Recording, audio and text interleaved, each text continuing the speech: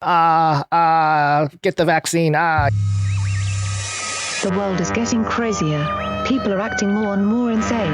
The end of the world is tomorrow. Tomorrow. There's only one thing to do when the world is falling apart. Listen to Basil and Gonz as they discuss this week's news and events through the lens of Bible prophecy. You are listening to Canary Crime News Talk. You're listening to Canary Crime News Talk. Today is September 9th, 2020. This is episode 240. And today, BLM.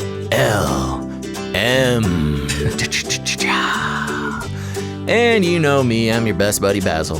And this is Gonz. Welcome to another live stream episode of the podcast where what do we do here? We think outside the cage. What else do? We talk about biblical news about tomorrow brought to you today and share all of our crazy ideas about the news. Crazy ideas. Mm-hmm. And you know what's best, Gonz?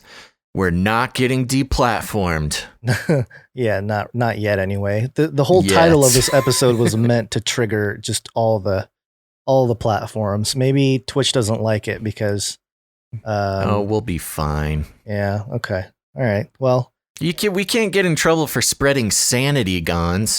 That's the thing, you know. A lot of people, they get banned from different platforms. You obviously getting demonetized on YouTube. It's all, you know, but they can't ban you for spreading sanity and reasonable thinking and ideas. I don't know. See, about that's that. our secret. Our secret. People think we're in the Illuminati because we're not banned. No, we just know how to. We know how to, you know, not get kicked off a platform. That's the key. All right. What's going on with you? What's the news? Well, I apologize for the Monday no-show episode. Yeah, I was celebrating my mother's 68. I'm trying to bring scores back. What does that mean? You know, scores. The score's 12? No. Is that 12? No, come on, man. 14. It's 14. No.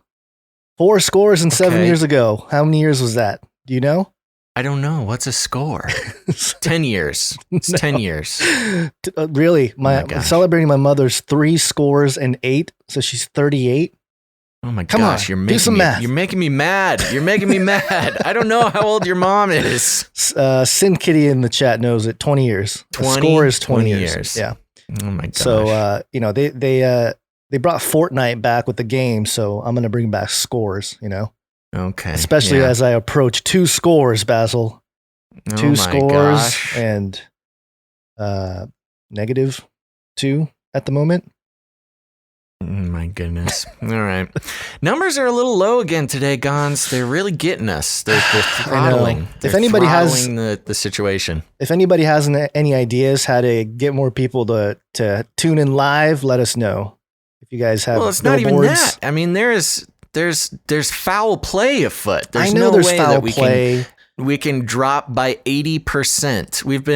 We're down 80% from an average over like 8 months. I know, but still, if we can get a whole bunch of people to join, it could still. I know the notifications aren't going out.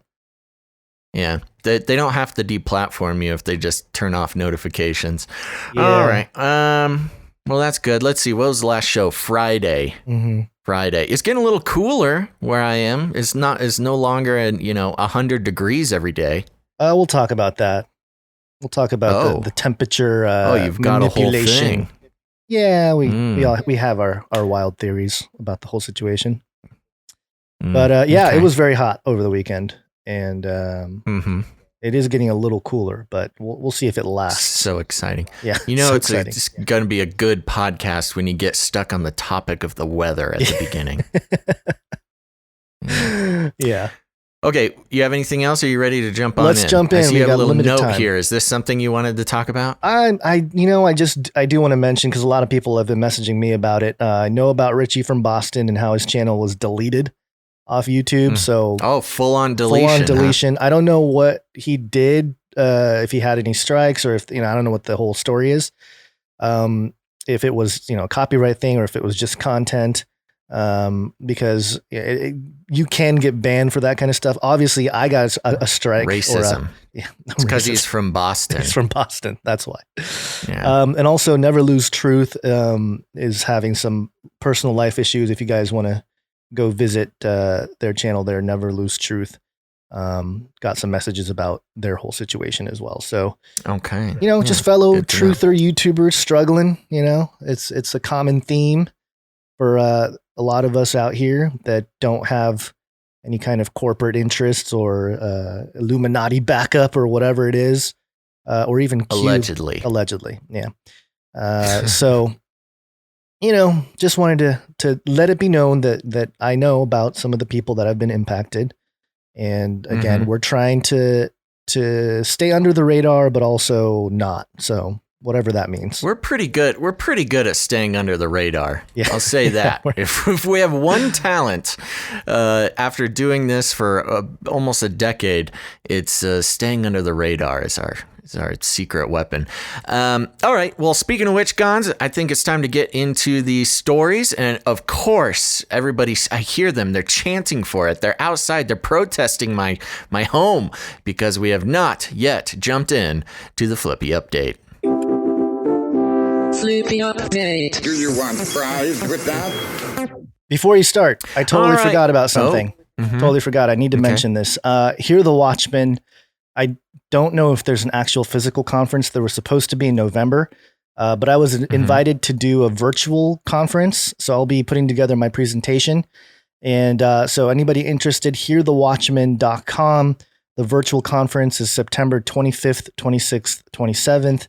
And you can sign up and, support the people over there. Hear the Watchmen. There's a bunch of us doing the virtual conference there. So, and I'll be a part of it. And again, I'll be presenting about fire. Igniting the fire is the theme. So I'm going to do a whole theme on biblical fire, prophetically and otherwise. So yep, hearthewatchmen.com if anybody's interested in that. And I'm sorry, go ahead, Flippy update. No, that's okay. Actually, and while you're doing it, might as well get the Flippy update jingle ready one more time because while we're doing plugs at the beginning, I do want to plug my Twitter one more time. Started up my Twitter last week. This is great. We're up at about 321 followers. We need to keep that growing, and I'm gaining steam, starting to gain some steam on the convincing prosthetic mech racing to help me get my training. So if you haven't done it yet, I'm so flattered. We had some listeners who were not on Twitter and they got a Twitter specifically to follow me. Been having a good time. Been chatting with Dr. Phil. Dr. Phil posted about adrenochrome. And so, I started talking to Joe Biden, trying to see what he can do for me if he becomes president. My American dream obviously is to become a mech pilot athlete. So, if he's making big promises, I might as well get him to commit to, helping pay for my training, that sorts of stuff. It's a whole lot of fun. Go follow me on Twitter, Basil_Rosewater. Do that now. I'll talk to you, man. I'm having a good time chatting with some fans of the show and producers. Producers are there too. I'm seeing the lag. The bit rate jumps from anywhere between 4,000 kilobytes per second, which is pretty normal, to like 200. And then it just skips back and forth. So I don't know. I mean, we've done everything over here as far as, we've gone through our steps of troubleshooting. But I don't know why it throttles so much and there's so much lag every time we try to live stream. We've already dropped one outlet. We're going to too many people. We added Hyper. We're not using Hyper today. Oh, we didn't do it today. Okay, never mind. Yeah. All right. Well, hit me with that Flippy jingle one more time. Flippy update. Do you want fries with that? Okie dokie, folks. If you're new to the show, let me just catch you up. Flippy is the colloquial name we have for the disembodied robot arm originally created by Miso Robotics, another Twitter friend of mine. We use the conversations about Flippy as kind of as a proxy conversation to discover and call the shots of how robots and AI are sneaking their way into our lives.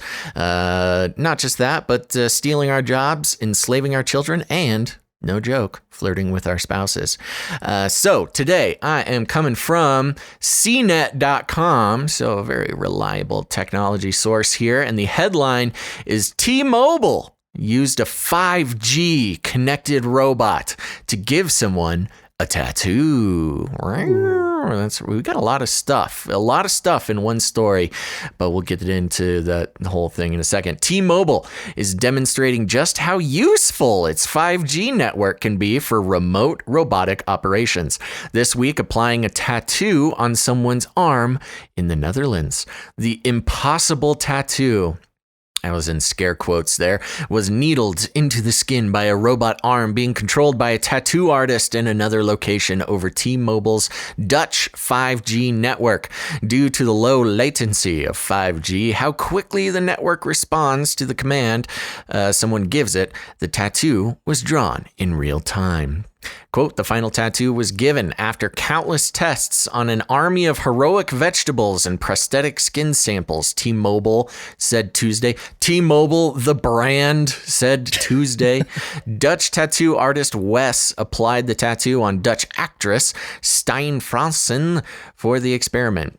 There were a number of steps that had to be accomplished on the way to inking this moment in teleartistry. Quote, firstly, we needed to work out how to track the tattoo artist's movements and detect when he was making contact with the surface of a fake practice arm and transmit its data over the 5G network, said Noel Drew, who built the tattooing robotic arm. Quote, secondly, we had to develop a robotic platform that could receive this data in real time and control the robot's movements in relation to the human arm. Thirdly, we needed to develop a deep understanding of the fine details of tattooing. If you're wondering, the tattoo came out just fine, although it's pretty basic. It's another step along the way to remote robotic surgery. So, of course, we got to spend all this time and money doing a tele-tattoo because we got to save lives, Gonz. We got to save lives. And there's a video there. I'm sure you're playing that on the stream. Very interesting. Some interesting things in the video. One of them, they talk about how tattooing is a ritual and how cool it is to get robots involved in this ritual. And so, first of all, I want to say, it's been part of the conversation that, the one thing robots can't take from us humans is artistry, is art. They can never do what we do. And I don't know, man, it's this tattoo artist business, it seems to be a very human endeavor. And yet the robots are wriggling their way into this business as well. Now, of course, there's connections to be made all over the place with this. Of course, there's a lot of talk about the tattoo, the Luciferase Tattoo, which can be used as sort of an ultraviolet barcode to tell, not ultraviolet, but radioactive barcode for, when we're all forced to get our vaccinations. We're wondering, well, how do we know if it's real or not? We can forge our vaccination cards. Well, not if you get your little Luciferase tattoo. And for those who don't remember, we talked about Luciferase, either at the beginning of this year or last year, where, it's a little quantum dot tattoo using a chemical named Luciferase, of course, very suspect there. But it glows, gives off light. And that's one way that we can mark people on the forearm or the forehead to know if they got vaccinated. And interesting thing to note with this robot arm tattoo gun machine, the actress who got tattooed in the experiment got it on her forearm. And kind of weird. It talks about in the video how she wanted, she loves hiking, she loves surfing. And so she wants, some sort of minimalist tattoo to represent those two things. Unfortunately, the end product kind of looks like the FBI categorized one of the pedophilia symbols. Yeah. So that was unfortunate for this actress, whether that was on purpose or not. She got the FBI recognized boy lover symbol, tattooed on her arm, which was unfortunate, but maybe she didn't know. I don't know. I don't know anything about this woman. And then, of course, being used to further the 5G agenda. How could we possibly live without the new technology 5G? I mean, what are we even doing as humans if we can't give tattoos from, hundreds of miles away using robots? I don't even know how we survived before this technology. So there you go. Watch out, tattoo artists. Flippy's coming for you. Yeah. Yep. The video in the background that was playing for those watching. Yep. You can see the test of the arm, like squash a tomato or something early on, and then the actress saying like, I'm nervous because it squashed a tomato the first time and I got to put my arm under this thing. They had some failed experimental footage where they were trying to, what is the word? I don't know, calibrate the machine. And it was just stabbing this needle like an inch or two deep into the vegetables, the experimental vegetables. Yeah. And she's a little too excited about getting the first 5G tattoo. So, very interesting. T-Mobile has always kind of been part of an NWO agenda type of situation there with their ads, but this is a next level robot arm giving you a tattoo and 5G and the pedo symbol adjacent on the arm and everything else. Of course, they chose the left arm, to not get any. What is the what's the well, it would be super Why is obvious. The left arm important? It would be like too obvious if it's the right arm or like the right hand, it'd be too obvious. So they got to do the left. They can't say nothing. Okay. His way in the chat says, what's real about 5G versus scaremongering? I want to know. My personal thing, look, I get it. I've seen it all. I've heard it all. I've read it all. I'm aware of all of the theories surrounding 5G. I can tell you most of them are scaremongering. I've looked into it and, there's a lot of, videos and people talking about how 5G, kills trees and fries your brain and gives you cancer, all sorts of stuff like that. Most of it is kind of, just amateur research type stuff, which not to belittle that. That's very important. But as far as hard scientific evidence, technically 5G is within a safe range of electromagnetic radiation, but that doesn't mean that it is actually safe. There's not enough publicly available research to come to any conclusive decision about it, and certainly there are some very compelling theories around why it's bad. I'm initially not a fan. I'm not saying 5G is great, go get it. But you got to be careful, who you're listening to. There is a lot of fear mongering around 5G. Not that we shouldn't be fearful of it, but also a lot of the stuff is just mostly conjecture. I will be avoiding it as much as possible, but I don't think right off the bat it's gonna kill off millions of people like some of the theories explain. But that's just me. Do your thing. Do you Look it up? Look it up, folks.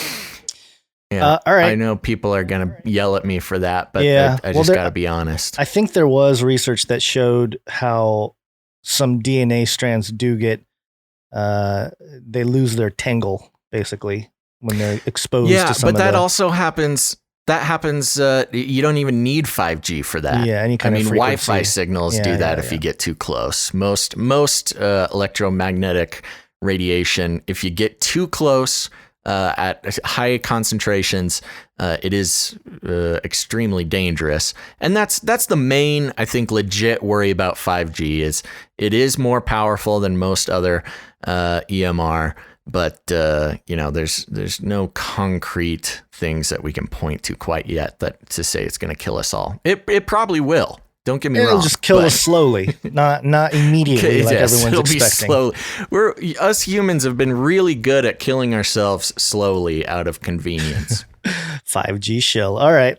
Well, we'll move on from this T-Mobile story. We got a few updates here. We interrupt this broadcast to give you a brief update. By the end of this timely interruption, you will be thoroughly updated. COVID.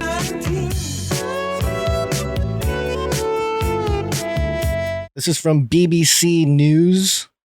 Coronavirus social gatherings above 6 banned in England from 14th of September. Yeah. So the law change will ban larger group meetings anywhere socially indoors or outdoors, the government said, but it will not apply to schools, workplaces, or COVID secure weddings, funerals, and organized team sports. It will enforce it through a 100, is that francs? I don't know what it is in England. What are they? Pounds. £100 fine if people fail to comply, doubling on each offense up to a maximum £3,200. So there it is. If you don't have a license to gather with more than 6 people in England, you will be fined. All these kids and their parties, man. Yeah. Just say you're at protesting. That's the big thing, right? If you're there to protest, you're good. Or if you're at a school or a workplace, yeah, we're just working. But what's up with all the drinks? It's just work. It's work. It's casual Friday, man. Yeah. And a lot of people I saw on social media upset because Boris Johnson kind of pushing this. And, they were hoping he's like the Trump clone over there, but I don't know that it's working out the way people expected. So there you go. Yeah. People in England, beware or pay a fine. Or if you can afford £3,200, just, have that on the ready. Maybe if you just give the money, you can just kind of do whatever you want.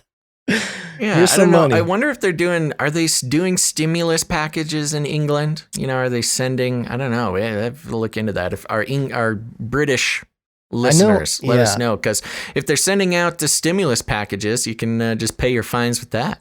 It's a good way for the government to pretend like they're giving people money, but they're just giving it to themselves, Here's £3,200 for you to do whatever you'd like. But if you just pay it back, then it goes right back to the government. Ain't that just the way it goes? Yeah. So, there you go. Quick update there. We got more COVID stuff later, but more closer to where we are here in the Americas. Burn it all. Is burning in Oregon. This is Fox News via MSN.com. Wildfire emergency in Oregon as it faces once-in-a-generation event. Medford under evacuation orders. Have you seen the pictures out of Oregon, Basil? It's pretty apocalyptic. The fires? I know. It just keeps getting worse and worse. It's crazy. Yeah. It says here, thousands of residents across Oregon remain under evacuation orders Wednesday as fast-moving fires burn through at least 2 towns, and the state's governor declared a wildfire emergency. It says here that the U.S. Forest Service's Pacific Northwest region said there are 20 large wildfires burning across Oregon and Washington that have destroyed some 476,027 acres as extreme fire weather continues across the region. So, they don't like some of the things going on up there. Burn it up. Extreme fire weather. Yeah. Now we have fire weather. Fire weather. Yeah, it's very interesting. Oh no. I know. Yeah, I was looking at some Twitter feeds. There was one person who shared Christine Pedowanik, I think, downtown Staten. And I mean, it just looks straight out of I was trying to play it without sound. It just looks straight out of an apocalyptic movie. It's like all red. and dark and eerie and scary. And the only thing missing are the zombies walking the streets. And we pretty much have that was kind of the one thing we were missing in this apocalypse, besides the civil unrest, the killer virus, the vaccine that'll turn us all into zombies. We needed the sort of blood red sky to really round out the whole picture. And so we got it. So that's nice. Yeah. But hopefully, hopefully we won't have to deal with too much of this for too much longer, but we'll see. Are you distracted? Are you distracted today? There's a lot of distractions happening. There's like power surges happening in the room and wife texting. And there's a lot going on. Sorry about that. Get on your game. I know. Computer lagging. Gonz. I know. Computer lagging. Okay. Moving on here. More to do with the weather. Let's see. This is a tweet sent out by Bridget Mahoney TV. A near record temperature drop. Denver, 93 degrees yesterday to 34 degrees today with rain and snow. A 59 degree difference. Talk about a shock to the system. The all-time record 24-hour drop in Denver was 66. 66. Back in 1872 when the temp went from 46 degrees to negative 20. Which is more of a, cold to like really, really cold, which is kind of understandable. But 93 to 34, that's insanity. Yeah. Yeah. You got nothing to say about that? You're just sweet, super cold. No, that's what I was saying. It's cooling off really fast, man. I'm not a weather scientist. I have no idea why, but it's pretty crazy. But if it's what am I going to be surprised? Am I surprised that 2020 is bringing apocalyptic weather changes? Yeah. No, not surprised. But I don't know what to do about it. Yeah. Well, I noticed this. People are sharing this over before the weekend, last weekend. And because the forecast was showing burning hot and then 34 degrees on a Tuesday, which was really weird. But there's a video that some people shared with me. And I think the one that I got was from one of our producers, Jan. So thank you, Jan, for sending this to me. This was streamed on the Dutch Since channel, which is a pretty well-known sort of weather conspiracy type of channel on YouTube. And the title of the video, Russian Weather Engineering Over North America, 1985 to present day, how it's done. And it's a lecture by Lieutenant Colonel Thomas Bearden. It's an old lecture, but he was playing it over some like real-time Earth weather system data stuff, earthquake monitors and whatnot. But yeah, he goes over some of the technology and how they've had the ability to manipulate weather. Nothing surprising for our listeners here, but a resource for anybody who is curious about the lecture before they take it down. So that's Lieutenant Colonel Thomas Bearden on the Dutch Since channel. The link will be in the description of canarycrynewstalk.com. And he also had another video that claimed that he captured some kind of heat beam or some kind of laser, but kind of inconclusive on that. Hard to tell if that's what it was on some kind of heat map. Yeah, of the Earth. The thing with the heat beams. I was actually having a conversation with one of our producers recently about whether or not these fires are directed energy weapon. If they're the culprits, and in my opinion, it might be. Now, here's the thing. Keep in mind, directed energy weapons is actually an invisible beam. There is no visible beam for directed energy weapons. So you can see, there's a lot of alleged footage or pictures of, actual big laser beams shooting, allegedly starting fires. But the thing with real directed energy weapons is that they are they're invisible. That's kind of the whole point about them. Yeah. And so, if you're seeing videos or pictures of, here's evidence of the directed energy weapon, there's a good chance that it's doctored or not what they're saying they think it is, because directed energy weapons are invisible. Now, I mean, let's just go with the theory that's floating out there. This is a theory that people are working with, that there's some sort of, whether it's the government or some sort of other shadowy organization or whoever, wanting to start fires on purpose for whatever reason. There's a number of reasons, whether it's real estate, economic related, or just to continue to sow chaos, et cetera, whatever it may be. They don't necessarily need to use directed energy weapons. Like, you can just pay a guy to start a fire. Match. Yeah, you just give a guy a couple bucks to go light a match and start a fire in the forest. So, the whole idea that it must be directed energy weapons, it could be.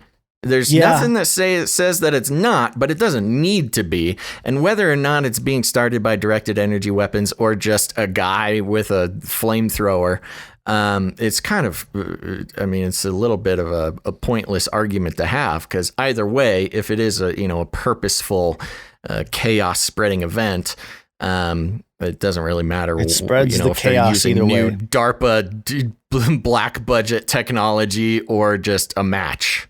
Right. Well, I think there's some heat wave type of technology that can spot some of the laser beams if they're being used, but I'm more compelled by some of the evidence of directed energy weapons, not just the existence of them, because we know they exist, but it's the type of burns where like half the car is burnt, almost one side, perfectly to a crisp, and then like a line, and then just nothing on the other side. Stuff like that's where it's like, it doesn't seem normal. But in the case of these types of fires, we don't know what kind of stuff they got going on. You can get it. It could be both. It could be some guy being paid off to start a fire with a match, and then, hey, just put that magnifying glass a little hotter over that little region there, so the fire gets a little hotter or whatever. So you never know. Point being, a lot of chaos. And again, and the reason that we have these conversations, we are fully aware of the DARPA projects and the directed energy weapons and stuff like that. But on one hand, that could make the theory of, some shadowy organization wanting to do this for control purposes or whatever, it can muddy up the conversation. Because if you're trying to talk to a normie and be like, this is very suspicious, it's already hard enough to convince people, or even to have the conversation that these fires could all be on purpose. And then to try to mix in like black budget super technology, it just makes the conversation that much harder. And it kind of is besides the point. It doesn't really matter what is causing the fires if they are indeed being started on purpose.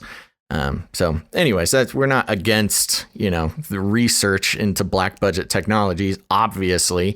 But when you're really trying to logically think through it, you don't need space lasers to start fires. Dento Bean in the chat says people starting fires are a liability, loose end. And yeah, you can suggest that, but there's so many examples of government and shadowy agencies instigating something or someone to do something. It's easier to pay a junkie to go start a fire and then just disappear him than it is to keep a secret with a DARPA weapon, which would involve, a bunch of people to operate. You're talking, it would take a couple hundred people to control the satellite and to control the weapons and to this and to that. And those are the type aliens. Of people that you can't. Or the aliens. And those are the people you can't disappear and who end up writing books later on down the line. True. So there's loose ends either way. Yeah. We'll just, we have this conversation because we are particularly sensitive to the normie conversation. We're trying to feed you guys how to approach the normies. Yeah. We're trying to rise above the sort of, the pleasure of super obscure, looking into super obscure conspiracy theories, and trying to bring it into a more sane conversation that, can actually reveal the important parts of the truth to people versus, just looking like another tinfoil hat wearer. Well, the thing is, too, the evidence for weather manipulation or weather modification is so abundant. If you look at the last century, what people have stated, the kind of research that's been done, the patents that exist. I mean, it's if you want to, apprise your normie about those things with a situation like this, absolutely do it. But to sit there and just say like, I know for a fact it's a do that did this. Well, that might not be the first thing you want to mention, as the potential possibility for what's going on. Right. But trust me, all will be revealed, and tinfoil hat wearers, as has been happening all throughout 2020, will be avenged. Yeah. But it's all in a matter of time, and it's a matter of how many friends you can keep before they realize the truth.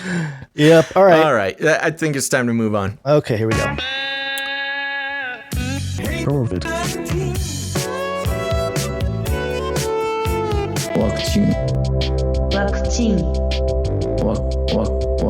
Vaccine. Okay, everybody, a little update with the vaccine stuff coming on. First of all, I've got an article here from statnews.com that I want to at least read you some of, Gonz. Are you ready? Yep. AstraZeneca COVID-19 vaccine study put on hold due to suspected adverse reaction in participant in the UK. Operation Warp Speed, baby. Come on. We don't have time to put these vaccines on hold. Here we go. The article reads, a large phase 3 study testing a COVID-19 vaccine being developed by AstraZeneca and the University of Oxford at dozens of sites across the U.S. has been put on hold due to a suspected serious adverse reaction in a participant in the United Kingdom. No way. A spokesperson for AstraZeneca, a front runner in the race for a COVID-19 vaccine, said in a statement that the company's, quote, standard review process triggered a pause to vaccination to allow review of safety data. In a follow-up statement, AstraZeneca said it initiated the study hold. The nature of the adverse reaction and when it happened were not immediately known, though the participant is expected to recover. According to an individual familiar with the matter. I hate that when this whole new movement, it used to never be that a news outlet, could keep a source anonymous, and now an individual familiar with the matter. I would consider myself an individual familiar with a lot of matters. Yeah, I should be a source for a lot of these stories. The spokesperson described the pause as, quote, a routine action which has to happen whenever there is a potentially unexplained illness in one of the trials, while it is investigated, ensuring we maintain the integrity of the results. The spokesperson also said the company is, quote, working to expedite the review of the single event to minimize any potential impact on the trial timeline. An individual familiar with the development said researchers had been told the hold was placed on the trial out of an abundance of caution. Been a while since we've heard that. A second individual familiar with the matter, who also spoke on condition of anonymity, said the finding is having an impact on other AstraZeneca vaccine trials underway, as well as on the clinical trials being conducted by other vaccine manufacturers. Clinical holds are not uncommon, and it's unclear how long AstraZeneca might last, but the progress of the company's trial and those of all COVID-19 vaccines in development are being closely watched given the pressing need for new ways to curb the global pandemic. There are currently 9 vaccine candidates in phase 3 trials. AstraZeneca is the first phase 3 COVID-19 vaccine trial known to have been put on hold. Researchers running other trials are now looking for similar cases of adverse reactions by combing through databases reviewed by so-called Data and Safety Monitoring Board, the second person said. Yeah, why so-called? Okay, that's very suspicious. AstraZeneca only began its phase 3 trial in the U.S. in late August. The U.S. trial is currently taking place at 62 sites across the country, according to clinicaltrials.gov. I'm just going to have to save that link here. Hold on. A government registry. Though some have not yet started enrolling participants, phase 2/3 trials were previously started in the UK, Brazil, and South Africa. There are a number of different reactions that can qualify as suspected serious adverse reactions, symptoms that require hospitalization, life-threatening illnesses, and even death. It was also not immediately clear which clinical trial the adverse reaction occurred in, though a clear possibility is the phase 2/3 trial underway in the UK. While it's still unclear how severe and rare the adverse event may be, the finding could impact how quickly efficacy data from the UK trial will be available. Those data are considered integral to any bid to seek an emergency use authorization for the vaccine from the U.S. Food and Drug Administration and potentially jeopardize President Trump's efforts to fast-track vaccine ahead of the November election. A phase 1/2 study published in July. What? We just dropped completely. I disappeared. No, not you. Just from the stream. Oh, we did. Yeah. Uh-oh. Not again. Yeah. Twitch actually looks fine. Nope. No, it doesn't. Okay. No, it does not. There we go. We're back. Okay. I'm going to continue. All right. The phase 1/2 study published in July reported that about 60% of the 1,000 participants given the vaccine experienced side effects. All of the side effects, which include fever, headaches, muscle pain, and injection site reactions, were deemed mild or moderate. All of the side effects reported also subsided during the course of the study. The vaccine, known as AZD1222, uses an adenovirus that carries a gene for one of the proteins in SARS-CoV-2, the virus that causes COVID-19. The adenovirus is designed to induce the immune system to generate a protective response against SARS-2. The platform has not yet been used in an approved vaccine, but has been tested in experimental vaccines against other viruses, including the Ebola virus. So what they're referring to there is the fact that these vaccines are RNA vaccines, which means that they change your DNA in order to fight, induce an immune reaction, which has got some people spooked. Continuing, the phase 3 trial in the U.S. aims to enroll about 30,000 participants at 80 sites across the country, according to a release last week from the National Institutes of Health.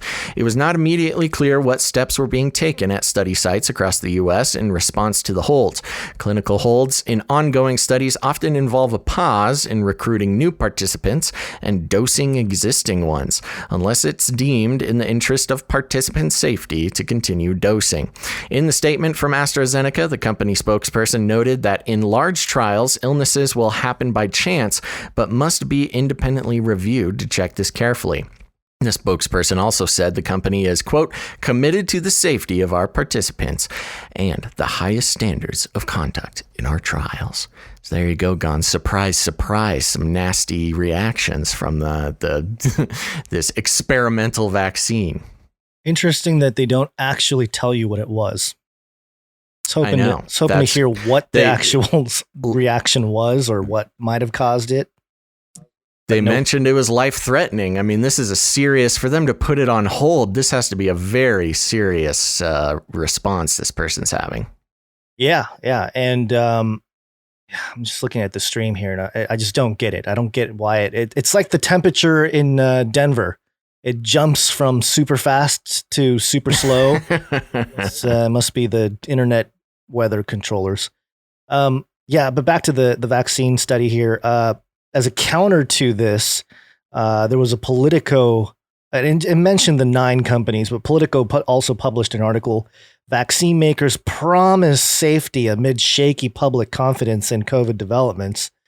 And, obviously it's kind of going after Trump or whatever, but it says here 9 pharmaceutical companies developing coronavirus vaccines issued an unusual joint pledge Tuesday to stick to safety and science amid mounting public fears that pre-election politics could drive vaccine decisions. Science is truth. Each of the drug makers has moved a vaccine into clinical trial in record time, but public confidence in the shots has dropped as President Donald Trump has repeatedly predicted that a vaccine could come before the November 3rd election. Nearly a fifth of Americans are hesitant to take a COVID-19 vaccine, and just 14% would be more likely to take one than Trump recommended. A July Political Morning Consult survey found. Wow, super accurate Politico Morning Consult survey. It goes on. I'm not going to really get into all of it, but it's just interesting how even amidst the trials and some of the issues going on, they try to blame Trump out of it. You know, like, oh, it's Trump's fault. He's the one. He's trying to go too fast, trying to make it political. Oh yeah, no, Orange Man bad. You know, why isn't he making a vaccine available? Why is he making a vaccine available too fast? It's all his fault. I know, but it's just alarming and funny that they're like, hey, we're not going to be political by making this political statement and having Politico actually publish the article, a joint statement. But you know, with all this vaccine talk and it's so interesting how the topic has become so at the center of attention this year because of this whole virus situation. And I actually tweeted this out, and I'll just read it through because I have all my sources here. But it's concerning some of the stuff that's been going on in Africa and the UN actually admitting to some issues with the polio vaccine. Did you hear about this, Basil? No, I didn't hear about it. Okay, so this is my tweet thread here. I'll kind of explain it along the way. I said a short story about Africa and vaccines told via screenshots from public information. So this is not fringe conjecture. This isn't just like people coming out of the fringes or anything. So the first tweet here, August 25th, 2020, AP News reports that Africa is free of wild polio. And the headline here, polio. Africa now free of wild polio virus, but polio threat remains. And domesticated. You still got to watch out for the domesticated polio. Well, yeah, but the article states, I have the screenshot here, that it's a vaccine-derived polio. So it says, Tuesday declared the health authorities on Tuesday declared the African continent free of the wild polio virus after decades of effort, though cases of vaccine-derived polio are still sparking outbreaks of the paralyzing disease. Yeah, are still sparking outbreaks of the paralyzing disease in more than a dozen countries. So hold on. That is funny. Wow. How in the world can you say that you're free of the polio virus except for the vaccine-derived polio? Like, hello. That is pretty crazy. Okay, I'm not done. So the next tweet here. A couple days later, on September 2nd, AP News says polio outbreak in Sudan connected to oral vaccine. So they're starting to kind of admit it. And it says here the World Health Organization says a new polio outbreak in Sudan is linked to an ongoing vaccine-sparked epidemic in Chad, a week after the UN Health Agency declared the African continent free of the wild polio virus. And it's funny because they use the exact same picture of this poor boy, like African boy getting an oral vaccine. Right. So what this is referencing about the UN is an actual document that the UN published on September 1st. I said second in my tweet, but it was September 1st. The headline from the statement from the WHO themselves, who admitted on September 1st that it came from the oral vaccine called BOPV. And all the links here are in the tweet if anybody wants to take a look at this. So circulating vaccine-derived poliovirus type 2 Sudan. That's the name of the World Health Organization article here, directly from them, stating that there's what's circulating a vaccine-derived poliovirus. And again, this is the type of vaccine here is the BOPV type 1 and 3. And what do you know? No surprises here. The oral vaccine called BOPV is directly connected to the Bill and Melinda Gates Foundation, who in October of 2013 gave over $1.4 million for trials. And you can go right to the Gates Foundation website there. October 2013, the $1.4 million gift, I guess, of the BOPV for polio. Global development. Wow. So there you go. You don't have to be a crazy conspiracy theorist to connect these dots about the agenda here and the kind of money that this great philanthropist, Bill Gates, is spending in Africa to help people. And this is the same guy that's getting, going on all these channels and get the vaccine. The same guy. So all I'm saying is be careful out there.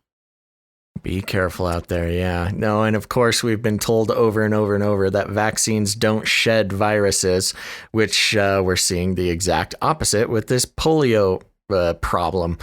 Man, vaccine derived polio spreading that just dismantles every vaccine argument ever. Yeah. Not to say that, the polio, wild polio has been tamed, but that does not mean that the vaccine is, the savior of all. Yeah. All right. Well, sounds good. You want to hear about some police? Oh yeah. Fun. This is a race war. I've warned you and warned you and warned you. I've warned you.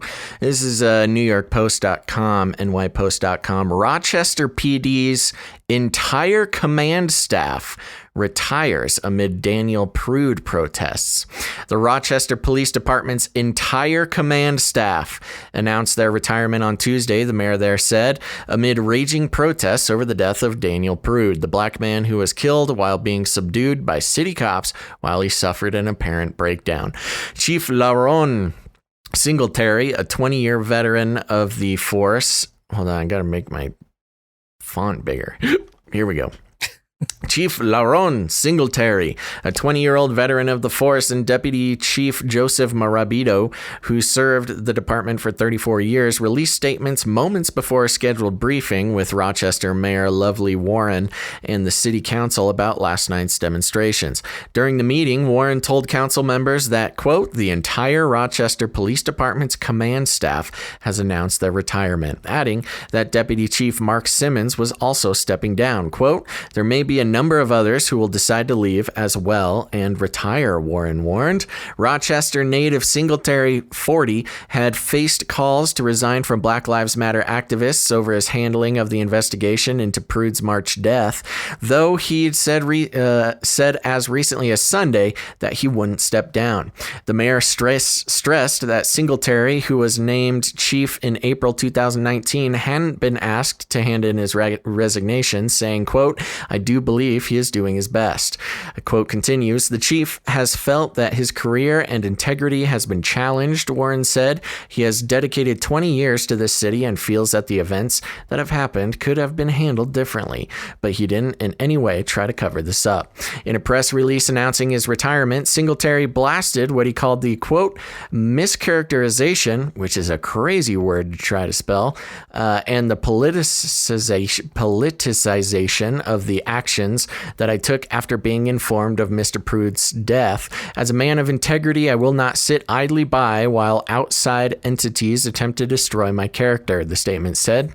The events over the past week are an attempt to destroy my character and integrity. He added, the members of the Rochester Police Department and the greater Rochester community know my reputation and know what I stand for. Marabito, who oversees the department's operations bureau, didn't state a reason, saying in a statement that serving on the force was one of the proudest achievements of my lifetime. Quote, I have often reflected on my time growing up in the city and the many friends and neighbors who helped guide me and encouraged my decision to become an officer, Marabito said. I have never regretted that decision and the people who I have had the privilege of assisting throughout my service. No successors were immediately named. The mayor said she didn't yet have an exact date for the retirements, as she was informed about the leadership shakeup just moments before the council briefing. Ooh, surprise, surprise. That's what you get for not supporting your people. But there you go, Gonz. We've been seeing it happen here and there across the state. I actually have personally known some police officers who called it quits. And now, the entire retirement of a command staff on a police force can be a pretty big thing. I mean, I'm wondering if this is considered a win by the Black Lives Matter people. Yeah, I don't know. I mean, this is one of those situations I guess where it would be. It would be, I suppose. But what are you going to, I don't know. This is one of those issues The real where I feel question really is, bad. who are they going to replace them with that's better, Qualified. like that they would be more appreciative of? It's Or crazy. more appreciative, or just qualify in general. But Right. yeah, that's the thing. I really, it's really unfortunate that so many of the officers in this country right now feel this way and have the sentiment where they just would rather just quit because it's Right. getting to that point where there's so much social It's a pressure. tough life, man. Yeah. It's a tough life when the entire country is against you. Yeah, it's pretty out of control. And I'm not surprised by this story, but I wanted to include it because it's one of those situations where I think we're going to see a lot more of this. And meanwhile, you have governors and stuff upping their home security and trying to get private security. Not violent, but Sure. people with guns and stuff to protect their homes and whatnot. The disturbing thing that this could lead to is a couple of things that have been bandied about, which A is the privatization of the police force, where now you have corporations running police forces. Kind of like the first fire departments in like in New York and in the big cities that first started developing fire departments, they were all privately owned. They were businesses and companies. And kind of how the way fire insurance worked back then, how fire insurance started was you were just paying basically for protection, paying these firefighting corporations, their monthly dues. And, so if you had a fire in your building, there'd be this little placard you had up in your building that said, "We pay for fire insurance, save our building." But if one of these fire department corporations came in and you didn't have a placard, they'd just walk away. They wouldn't even put out your fire if you didn't pay. And unfortunately, that's there is a world where the future of policing will be, defund the police, our taxes don't pay for police anymore. Instead, you have to pay for like a police membership. And, the cops, if you call the cops, you got to give your membership ID, kind of like AAA or something. And if you're not a paying member, they just won't show up. Which makes no sense. It's like, hey, down with the system. Let's just make sure the rich people can protect themselves better. Well, that's the thing. That's the backlash that's going to happen. If you defund government tax-paid police, you're going to have private enterprise come in, and you're going to have to pay them. So somebody's got to pay them. Yeah. And it's going to be you. It is. And it's really, I always go back to this passage in Daniel 11:38 that talks about the man of sin and how he's going to, he's not going to honor the gods of his fathers, but instead honor the God of forces, which is translated fortresses, the Hebrew, or I guess it's Aramaic, Uz, and it means a place or means of safety protection. And so there's I don't know, there's a movement happening in this direction where somebody, the wealthy people are going to have the kind of militant protection. It's almost like the old days, before we had nation states.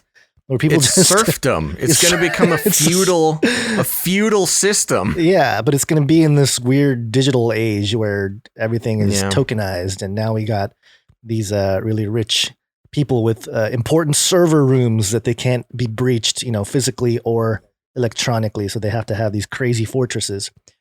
Very interesting. Better have a Bitcoin. Better have a Bitcoin if you want the cops to show up. But there you go. Yeah. More turmoil and expected in many ways. And this actually leads into the reason why we named this episode BLM, as in not the movement, but B like become, and L like God or gods, L in Elohim, like Elohim, and M, which is the emulant humans. And I had a lot of people in the last few weeks send me this video clip of what's his name here? This is a show called The Hamilton Corner, and the video is titled "The BLM Connection to Witchcraft." And again, getting so many people send me this clip, so I'll talk about it because I watched it before, but because of the amount of people sending it, I'll play a couple minutes of it to get a feel for what this gentleman here exposed, or at least brought to light. Mm-hmm. And basically, we all heard about one of the co-creators of the BLM organization openly stating that she was a Marxist, and everyone ran with that, like, oh, look, she says she's a trained Marxist. Well, there was a little bit more that was revealed in another interview that she conducted, talking about like communicating with spirits and meeting a person that's involved, not in physical, like person to person, but in some kind of spirit thing. But then there was, they got into the idea of hashtags and what the hashtag is, especially hashtag BLM or Black Lives Matter. And it's an interesting clip. So I'll play a little bit of this, I think he's a pastor or the person who runs this Hamilton Corner. I apologize, I don't have the name in front of me here, but I'll play it's him, and then he'll play a clip from the co-founder of BLM. You're going to find that Dr. Abdullah and Patrice Cullors talks about summoning the spirits of the dead, using the power of the spirits of the dead in order to give them the ability to do what they're calling the so-called... Oh, good. Just throttling the video. Justice work. You're going to find that what they're describing is their adherence to the Yoruba religion of Ifa or Ifa, to where they are summoning dead spirits. If you think I'm laughing, because you might have heard many people saying, oh, you're making all of this noise about Black Lives Matter, it's just a hashtag. Oh, really? Listen to clip number 4. This is Patrice Cullors. It's a very important practice. Hashtags for us are way more than a hashtag. It is literally almost resurrecting a spirit so they can work through us to get the work that we need to get done. I started to feel personally connected and responsible and accountable to them, both from a deeply political place, but also from a deeply spiritual place. And always, in my tradition, you offer things that your loved one who passed away would want, whether it's like honey or tobacco, things like that. And it's so important, not just for us to be in direct relationship to our people who've passed, but also for them to know we've remembered them. I believe so many of them work through us. Now, in case you're wondering who that is speaking, that is Patrice Cullors, co-founder of the Black Lives Matter organization, the same one you just heard saying we are trained Marxists. She is describing that, oh, you thought it was just a hashtag.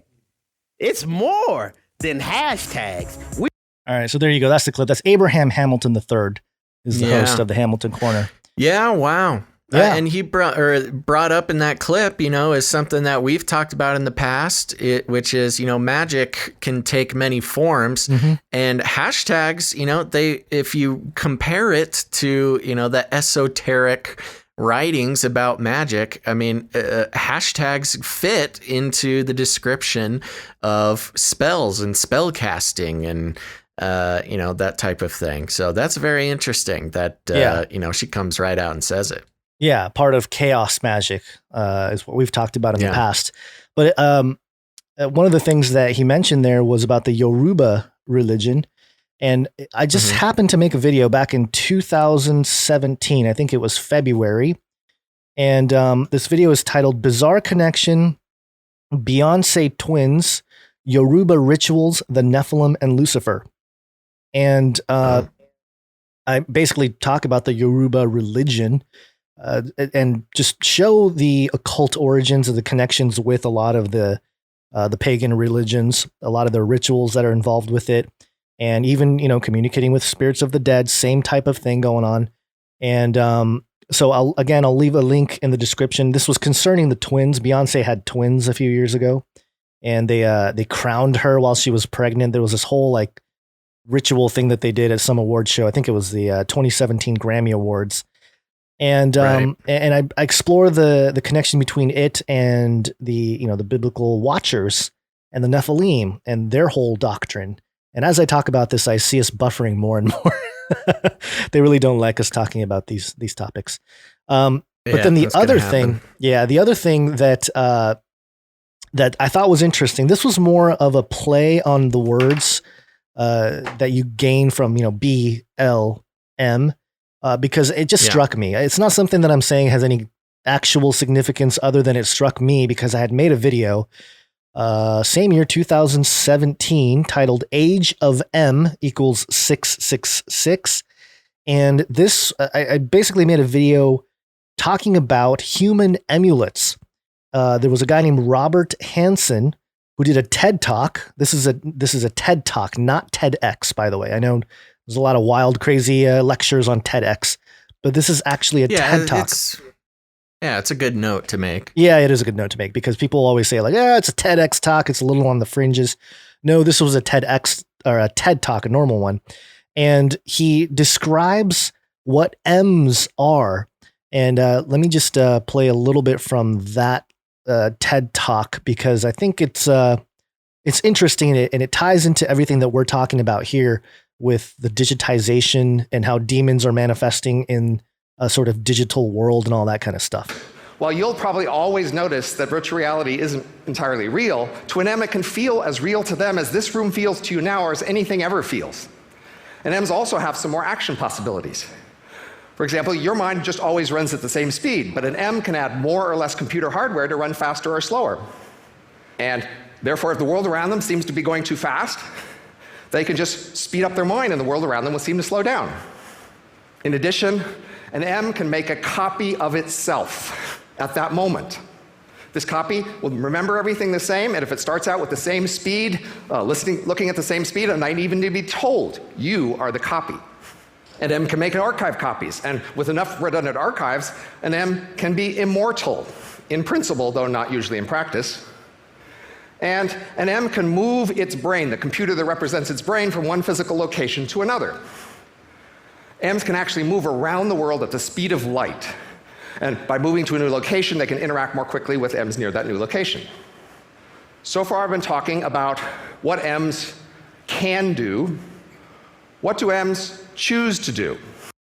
You can watch the rest of the lecture there. But again, M's, according to Robin Hansen here, are human emulets, machines that emulate human brains and can think, feel, and work just like the brains they're copied from.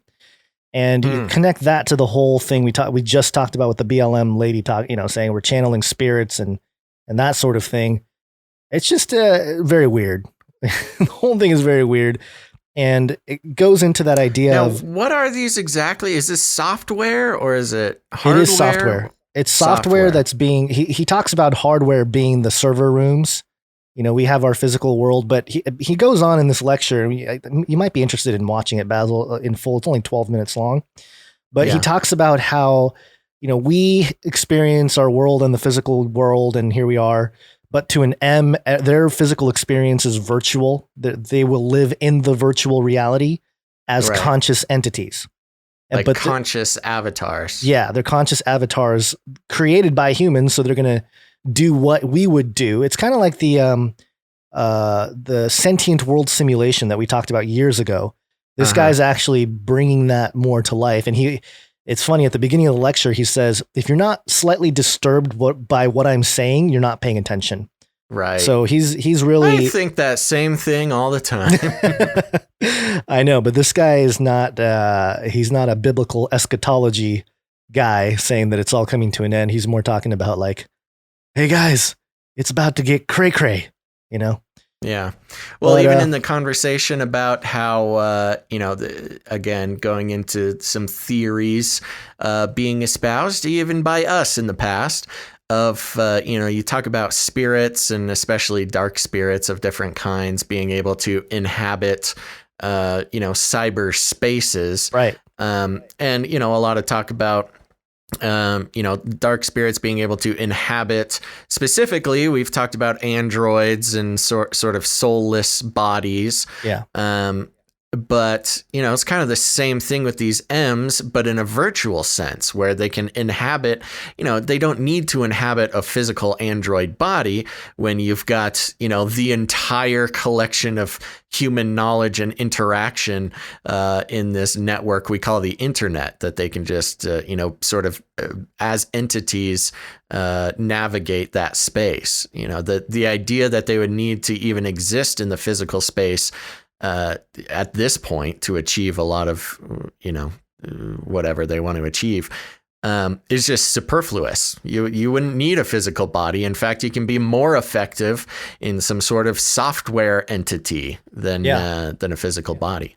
Yeah, it's funny because he goes on to talk about. I keep saying it's funny, but it's not that funny. He goes on It's to talk about. hilarious. It's hilarious. He goes on to talk about how they're basically going to be slaves, like they're going to work, and how it's going to impact the economy because their work is going to impact how we live, and vice versa. Right. And so it's just very fascinating how he sees the development of this technology and how they're really, really trying to build it. And, I'm sure Elon Musk is part of this process, and we saw the pigs. The pigs. Yeah. Which was Filled very with underwhelming. Yeah. Very underwhelming example. But there you go. That's where we got the whole concept here. It was kind of a mashup of the idea of BLM, but also the M's. It was reminded of the M's, the emulate humans, and in connection to the hashtag emulation. Yep, be Elohim emulation, and how that is super, super antichrist sounding, but also it's got to be biblical. The whole thing, Basil. The whole thing's going to be biblical. Yeah. No, very interesting. Yeah, good catch. And it's interesting because I had not heard this guy talk about his thing, but it matches up with theories that we've talked about for years. Yeah. So it's good to know somebody else is doing it. I wanted to make a quick comment before we take a quick break. We talk about our declining numbers, and it's interesting because it's all YouTube. The Twitch numbers are still around the average, a little bit lower than average today. But it's still around the average. It's really the YouTube numbers that are being cut dramatically. So that's another reason why we say, you should follow us on Twitch and turn on notifications. Even if you don't want to watch it on Twitch, apparently YouTube is just doing everything they can to keep the numbers down. So make sure to do that. Now, Gonz, you ready to take a quick break? I am. I need it. Let's do it. It's break time. Come on, take a break. Okay, folks, we're just going to take a quick break and thank some followers, thank some producers of the show. But don't go anywhere because after the break, we've got a quantum computer update that you're going to want to stick around for. And then we'll end the show with some Chinese news. So all very good stuff. Hang in there. But we want to take a quick little break, catch our breath, and thank some of the people who are getting involved with the show. Gonz, are you ready? Ready. I'm just looking at the stream and how I think we totally dropped out a couple times here. Yeah, we talked about it's happening. Yeah. What are we going to do? I want to thank, first of all, some of our new Twitch followers for following us on Twitch. Very helpful. That is the best place to at least get the notification that we are going online. And Gonz, you got your dinger ready? Very ready. Okay, I want to start out by thanking an active chatter today, Stewie MT. Thank you very much, Stewie. We have Zoltan Easter Bunny. Nice. That is very funny. That is one of the folks we've been waiting to follow. For those in the know, reference to Zoltan Esteban, the sort of libertarian technocrat trying to take us all into the Android future. Zoltan Easterbunny, thanks for the follow. We've got Save G1, Savage One. Thank you, Savage One. Elated Before. Thank you, Elated Before. Yeah. Stupid Hurts. 100% true. Yeah. Unicorn Pon M1121. Nice. Okay. Thank you, Unicorn. Loves Owl. Oh my gosh. Thank you for the follow. We've got Tepehuano. Oh, I hope I didn't say something bad in another language, but thank you for the follow. Dingus Grockle. Oh my gosh. The things these people make me say. Maliwali. Thank you, Maliwali. Sounds and like then a drug. we've got, yes. And lastly, Fiddleboy. Thank you, Fiddleboy. Okay. All right, there we go. Those are all our new Twitch followers. Thank you very much for the follow. And if you haven't done it yet, we'll put the link in the chat here. Follow us at twitch.tv/CanaryCryRadio. Now, up next, we want to thank some of our producers of the show. That's right. Producers, you say. Yes. We work on the value for value model. We have decided, well, it's not even just us. It's not even deciding. It's just the truth. The advertising model of creating content online is one of the 4 horsemen of the apocalypse. It's the reason for fake news. It's the reason for lies. It's the reason why it's for scaremongering. Get as many views as possible so you can make all the money. We don't believe that's the best way to go forward as we try to spread the truth. So we don't advertise. You know what?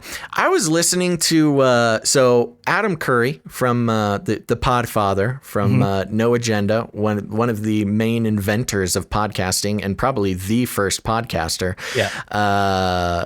And an important example for us, Gonz, who actually started the value for value model. He was on Joe Rogan recently, and I had never listened to Joe Rogan. I obviously probably the most famous podcaster. I never really checked out his show. I'm kind of aware of his deal and just never really did it. But Adam Curry went on the show recently. I think his episode dropped in the last couple of days, and I listened to it. And Joe Rogan, the emperor of podcasting, the emperor.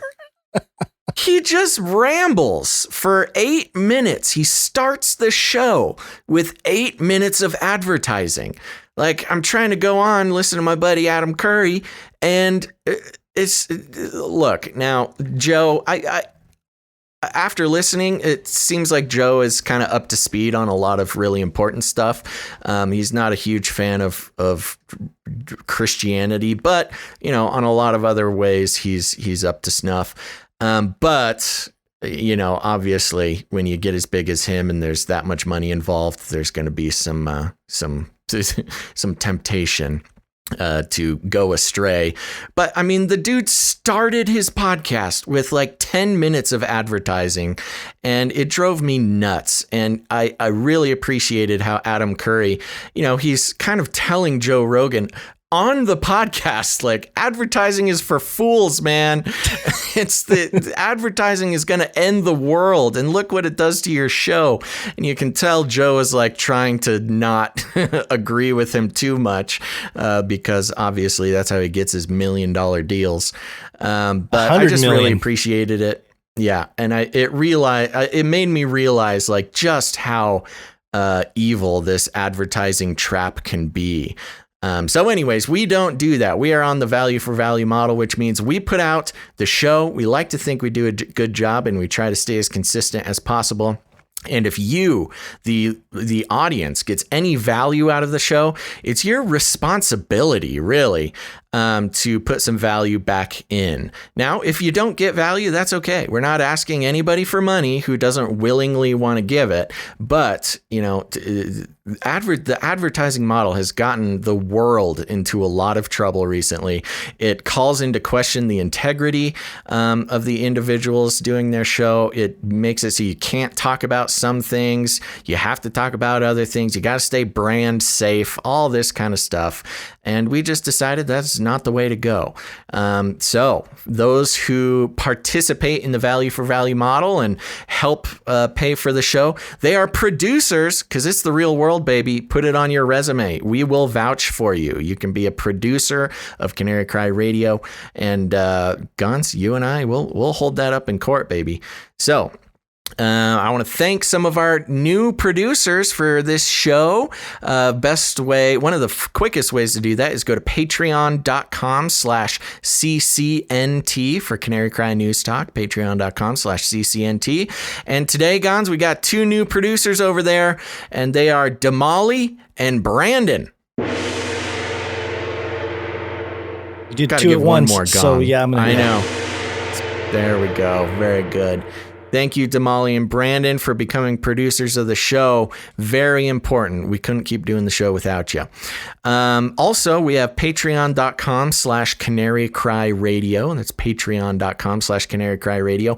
And all these links will pop into the chat here for anybody else who wants to become a producer. Over there at patreon.com/Canary Cry Radio, I want to thank Strongholds Failing for becoming a producer. Thank you very much. And then we've got a wonderful longtime producer who upgraded their support, and that is Christine. Thank you very much, Christine. I believe she upgraded to the 33 amount. So she's, again, we are continuing to try to take back that number and take it away from the elites. So thank you very much to all of our Patreon supporters/producers. You guys are the best. Now, if you don't like Patreon, that's okay. We understand. You don't want to participate in that Patreon system for whatever reason. That's why we have canarycryradio.com/support. canarycryradio.com/support. That's right, Gonz. Okay. Over there, we have you. PayPal options, monthly support options, as well as one-time support amounts in any amount if commitment's not your thing. Who do we have coming in on the PayPal? On PayPal, we have a handful of new producers. We have Cheryl coming in with a new monthly producership, so thank you, Cheryl. And we also have Adam. Thank you, Adam. Thank you very much, Adam. And we have our $33 support, of course, our 33. Yes. Which is caught on. Again, we're not Illuminati members. This is producers who decided to take back the number. And who's coming in for a 33? We have Cynthia, $33. Thank you, Cynthia. We also have Guy, you're my guy. And Nicole, $33. Thank you very much, Nicole. So you guys are the best. Yes. That's right. And we have obviously different ways you can help produce if financial is not the thing that you can do. And we don't have any crypto today, but and no jingles that came in, but we do have art. One art, please. And of course, it comes from our regular artist of the show, Allie Gazlin Bonds. Yes. In the Twitch chat. Allie's back. Thank you. Allie is back. And today, her piece of art is called, I think I lost it. I think it has something to do with your Twitter. Uh-oh. You got to find it. I know. Well, I have the most art. important one. I know. I have the art up on the screen for those of you watching. Twitter Takeover, I believe, is the name of the piece of art. Oh my gosh, my computer is not cooperating. And it's got your cats. I think there's more cats every time she draws. I know the cat family is growing. Yeah. Looks like each one of the cats, they all have their own little box they get to hang out in. One box is called Passwords and Profiles. The other one's is Phones for Twitter. The other one is Twitter Posts for Basil. So, of course, the cats are ruling the content, as always. And there's me standing there with some cool shorts, and I am trying my best to tweet. Yes. And the cats are saying things. There's the one cat saying, it looks like they all have their own accounts, it looks like. Yeah. So there's one cat that says, I'm only at 33. And then the other one says, I have 333 profiles. I don't know why she has multiple profiles for this cat. Yes, And my then, cats are making multiple profiles to follow me, I think is what's going on here. Aha. And then there's one on the ground. Actually, there's two of them on the ground if you look carefully. One of them is saying, "That's nothing. I've got 666." There Oh you go. no, these evil cats. Evil These alien cats that you Well, somehow... thank you for all the... Thanks to all the cats and kittens who follow me on Twitter. You know, interesting note. I can't remember if we mentioned this before, but remember Carol Baskin from The Tiger King? Yeah. The one who killed her husband? Yeah, she's going to be on Dancing with the Stars. Yeah, great. Don't care. I know. She's a celebrity now. Celebrity murderer. Celebrity murderer. Oh, no. Do you guys hear that? There's like a large machine outside doing something and very distracting. Sounds like a trash thing. I got good. I heard good just a sound little gate, bit. It's so- not too bad, though. Yeah, your sound gate's doing fine. Yeah. At least something's working over here today. And that's All it, right. really. Oh, we have an email. Well, thank you. Oh, yes. Okay, so this is very interesting. And this is why you got to stick around for the break, because we've got all sorts of good content. Now, we got an email from a producer, Gonz, and this is interesting. I'm going to try my best so I'm not going to use their name or username. So I wanted to, and it reads like this. So I wanted to talk to you about my new job. I'm a contact tracer and have been for a month now. And they wanted to give us some information from being on the inside of being a contact tracer. Now, we reported on this when it started happening. You know, it's kind of part of the stimulus plan, get people back to work by, putting them in the employ of the government, tracing COVID contacts. And here we go. They say, okay, so here's what I'm seeing. The majority of people getting infected are people who are not taking COVID seriously. Okay. Some of them are taking it seriously, but will let their guard down in certain circumstances or be infected by members of their households.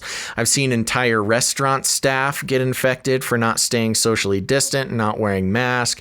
I've talked to people who, like many in the Canary group, refuse to wear masks but are now refusing to go without them because they are terrified of getting it again or being carriers because of what they went through or because they know they spread it to other people who got really sick. I've seen people who all they did was repair a vehicle for a neighbor. They never came into contact with the neighbor and 100% got it from touching the vehicle itself, despite the summer heat. Okay. I've talked to students who continued to hang out in small groups and got infected by one person in the group. I've talked to people who were in their infectious period and went clubbing before symptoms started. I've talked to people who went to bars and restaurants before realizing they were infected. I've talked to people who the only thing they did is go to one restaurant and get infected. I've talked to people who all they did was invite someone over for dinner, not knowing that person had been to a party and was asymptomatic. Talked to loads of asymptomatic people who didn't realize they were sick until someone in their household got extremely ill and had to be tested. Talked to people who were required by their jobs to get tested just by chance because someone else had been infected and they tested positive before symptoms began. I've talked to people who all of their roommates or dorm mates got infected because they decided to go out one night. I've also seen medical workers in nursing homes not want to tell their jobs they got sick because they were afraid of repercussions. I've seen many people that are afraid to stop working and continue to work instead of properly isolating once they have been diagnosed.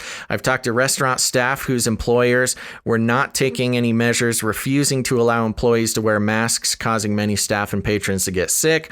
I know all of this is an agenda, and I strongly believe this virus was released on purpose, but that doesn't change that the virus is real. It doesn't change that no matter how you run the numbers, the death toll is far higher than the seasonal flu. Okay, that doesn't change the fact that people actually do need to be cautious, socially distant, and need to wear masks.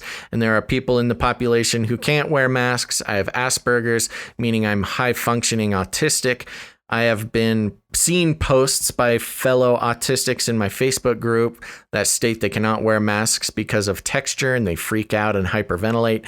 There are others that are like that for different reasons medically, and I understand that. But if people who are refusing to wear masks because they don't want to be told, what to do wore the masks, then the people who legit can't wear the masks would be safer.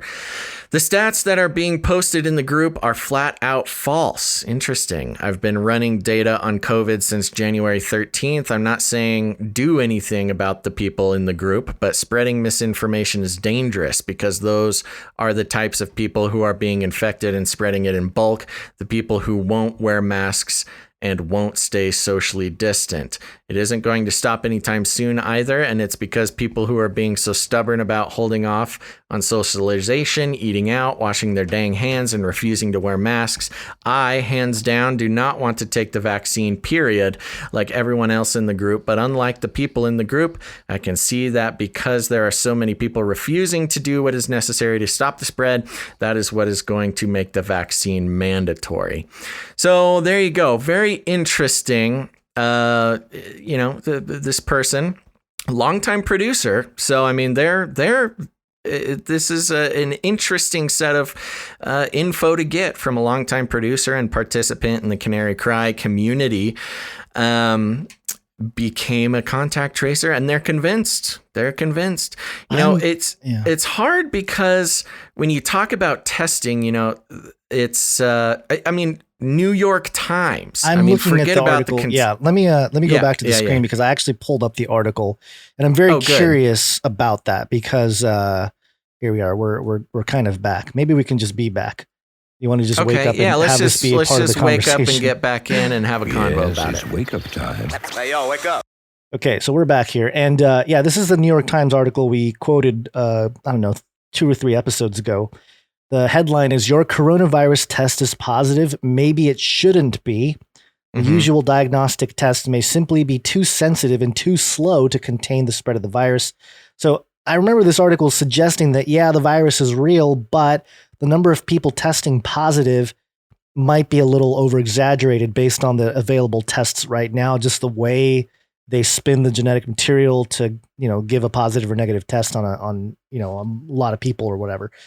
And so, I'm very curious about what type of testing is being used by this producer who is a contact tracer. Well, they're in the system, man. They're in the system, and they're getting their info from the, from the system. And, I think it's an important, and you can tell that there's some conflict here because the numbers on that New York Times article, correct me if I'm wrong, I'm going by memory, was that the tests are far too sensitive in the fact that they are so sensitive, they're picking up, just random little DNA particles that are reading as COVID. That means that the person might not actually be infected or symptomatic or even, contagious, because it's the equivalent of finding a hair in a room and saying that the criminal is still in the room. Just because you see the hair doesn't mean that they are hiding in the room waiting to kill you. Yeah, the article states... It said something, 90%, right? The tests, 90% of the tests, positive tests, are of this are of this trivial nature. Right. They base it off of the 45,604 new coronavirus cases that was maintained by the database by the Times. If the rates of contagiousness in Massachusetts and New York were to apply nationwide, then perhaps only 4,500 of those people may actually need to isolate and submit to contact tracing. So 1/10, basically, of the number that came back positive actually have a legit concern with some kind of virus or infection, which again, even in itself is no different than the flu in many ways. And not to mention the CDC themselves showing all the different, comorbidities that existed in people that have actually passed away. Yeah. And I don't even want to get into the depth of those numbers because the conversation, we can if it's important, but I think for the context of this email where it's specifically, the numbers of people getting positive tests, they're doing something and then get tested and it comes out positive. And again, this has been around the sort of conspiracy circle for a long time, but it's mainstream news now that 90% of the tests are superfluously positive. Right. That's the second time I've used that word in this episode, so I'm doing pretty good.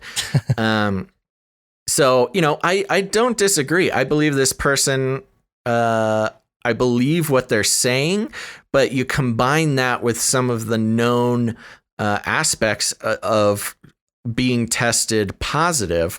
Now, 90% of those people are in no danger and of no danger of spreading it, because it's just, some sort of DNA remnant from these hypersensitive tests. But that being said, I am of the belief that the COVID is a real virus. It's not, I don't think it's a fake virus going around. And I think there are, obviously there is some sort of real virus. It is actually impacting, it is actually spreading much smaller numbers than have been being reported. It is actually making people really sick. And it is, in some cases, in, 9,210 cases, without comorbidities, is killing people. So in that, I agree with our producer. And me, we've talked about it all, quite a bit since this all began. I'll wear my mask mainly because I just don't want any trouble, and I kind of like hiding my face in public. But yeah, this producer, they're just going off the info that they're getting as being part of the system of contact tracing. And again, I don't want to besmirch this producer because I believe that they believe what they're telling us, and they've been a longtime supporter. So they're not just some rando, hater on the internet. So I thank them for this email. Sorry to go on rambling there, Gonz. No, it's okay. That's fine. Yeah. I think, again, I'm just curious what type of test, or if they're even given information about the details of the test that they're handing out. And obviously, the social impact is far greater than the medical stuff is, people just take it, face value. Yeah. And it's just right there. Yeah. Yeah. And the other thing, not a pushback per se, but just to mention, because we've mentioned it prior, is that we mentioned how in, I think, the flu season of 2017, 2018, they reported 80,000 deaths in America from the flu, like the common flu, right? Which is something that has a vaccine out there already. So the numbers being whatever, 180,000 or whatever it is now, based on these very conflated numbers, I don't think it's any worse than the regular flu.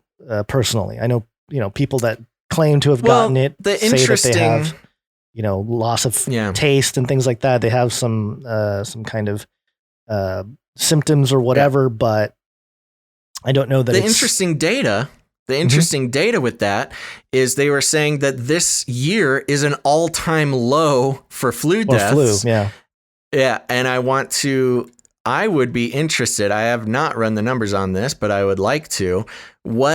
How many times do those COVID, the 180 some odd COVID deaths, how many times does the flu show up as a comorbidity?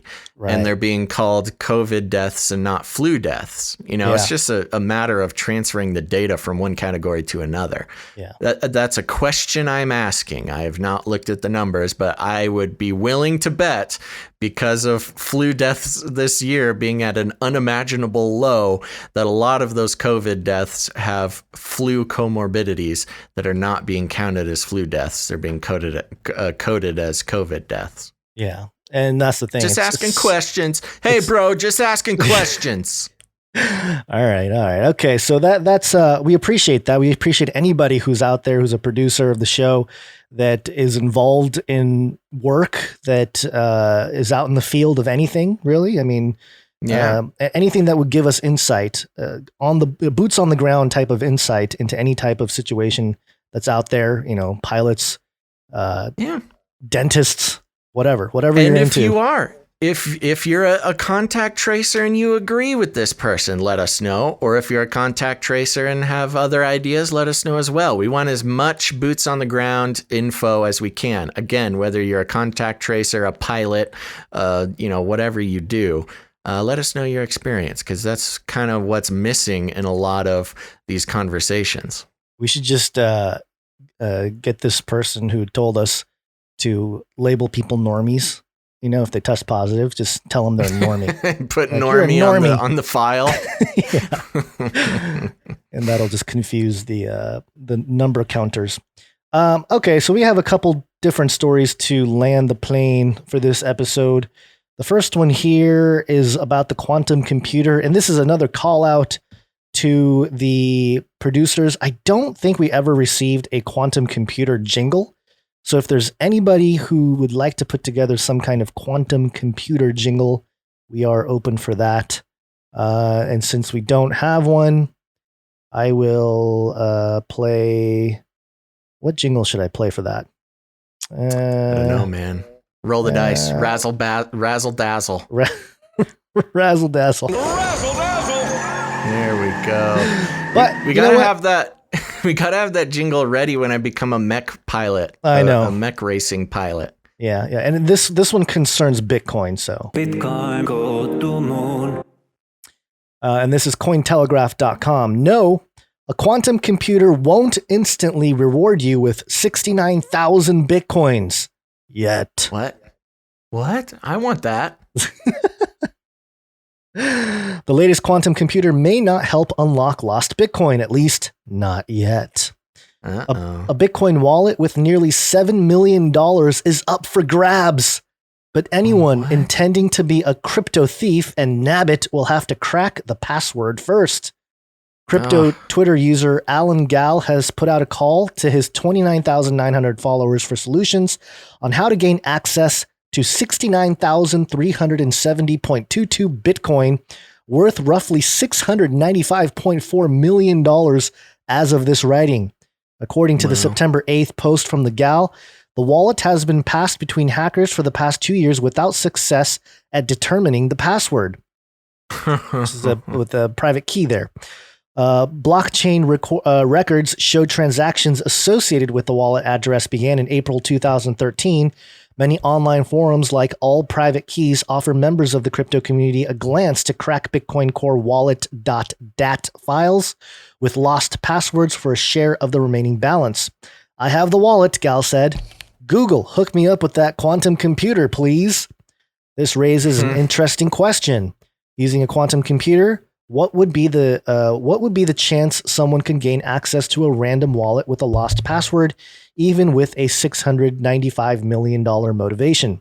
Advancements in quantum computing have been areas of contention for cryptocurrency proponents for some time, as many believe the machines could undermine the security of the Bitcoin blockchain. Experts, however, are divided on the idea. While the very primitive present-day quantum computers cannot break blockchains and their underlying cryptography, larger ones on the horizon might have that capability. As recently as June, scientists in China were able to exchange an encryption key at a distance of 1,120 kilometers using quantum entanglement, exceeding the previous best attempt by 1,000 kilometers. Wow, pretty impressive. Oh that is super impressive, yeah. Further advancements in the technology could potentially mean users would be able to authorize transactions outside of the internet. In terms of lost passwords, the technology would have the ability to go through more permutations than the best machines today to find the unencrypted passwords or even to reverse the hash. Last year, ex-Bitcoin Core developer Peter Todd called Google's quantum superiority feat a computer which solved an equation which would otherwise take 10,000 years in just 3 minutes and 20 seconds, not 3 minutes and 22 seconds, as, quote, a primitive type of quantum computing that is nowhere near breaking cryptography. However, others, including Deloitte, aren't so sure. The accounting firm's website states that current technology in quantum computing makes 25% of all Bitcoin in circulation vulnerable to attack. If enough coins were stolen, the market could potentially crash, undermining confidence in cryptocurrency. Quote, even if everyone takes the same protection measures, quantum computers might eventually become so fast that they will undermine the Bitcoin transaction process. The firm stated, quote, in this case, the security of the Bitcoin blockchain will be fundamentally broken. So there you go. Yeah, watch out, Bitcoin folk. Yeah, they might come after you with the quantum computers. Oh, Dento being in the chat had a good point, and I lost it. It was a while ago, but it was something. Oh, here it is.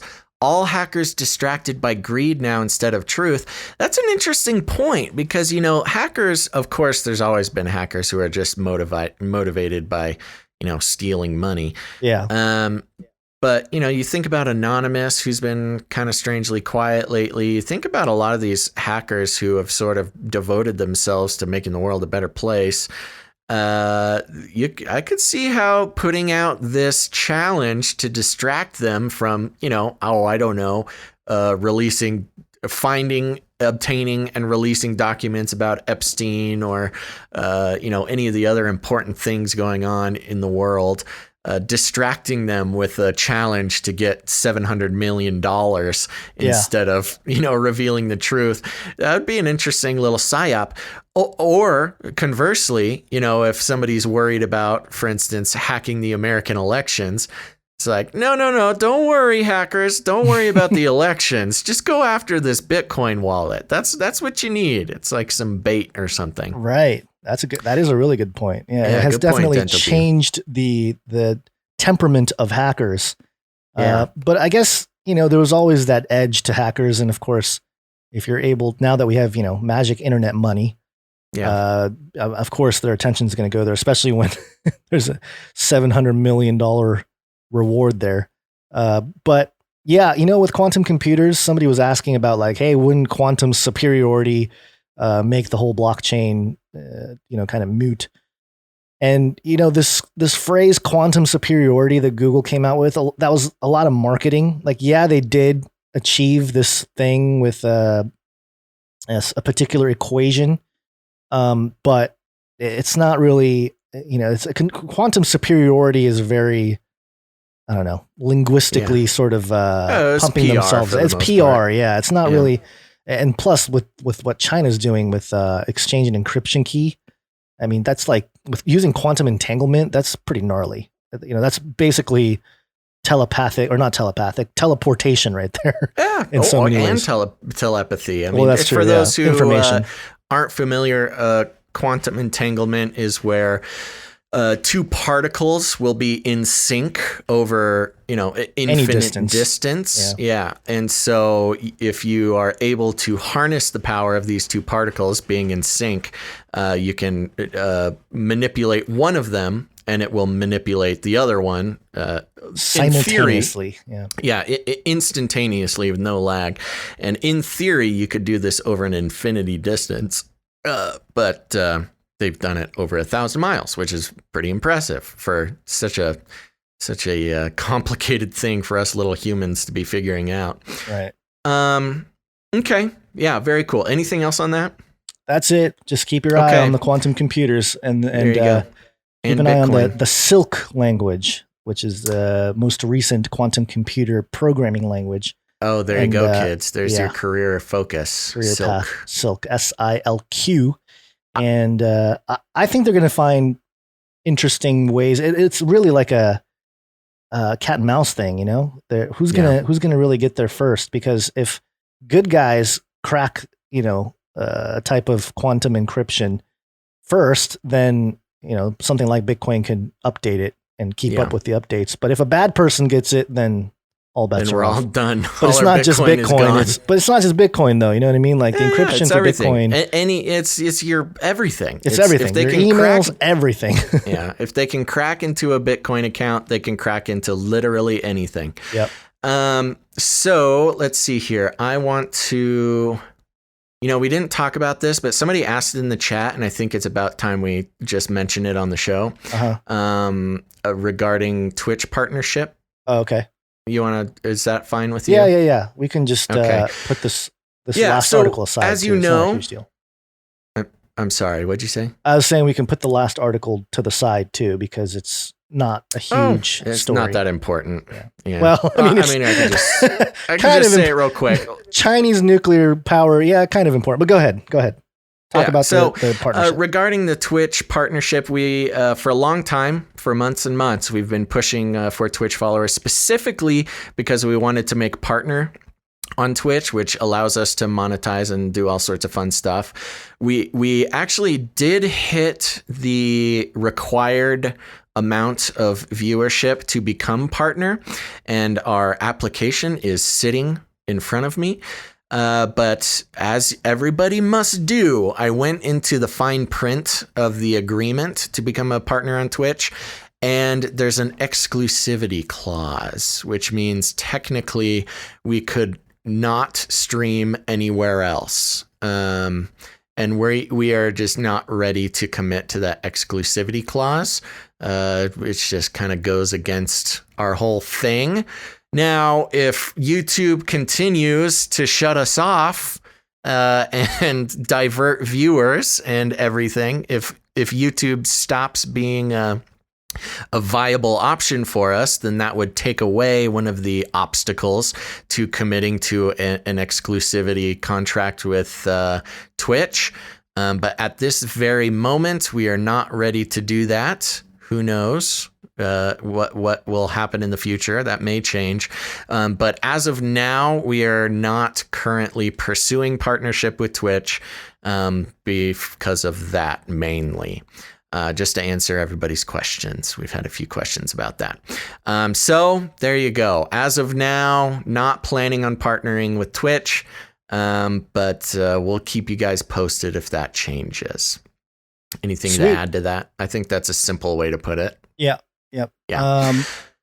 Let's just do this real quick. Oh, yeah, real quick. China's, this is from Bloomberg.com. China's nuclear buildup changes balance of power. Some Chinese news, Gonz. Welcome to Chinese News!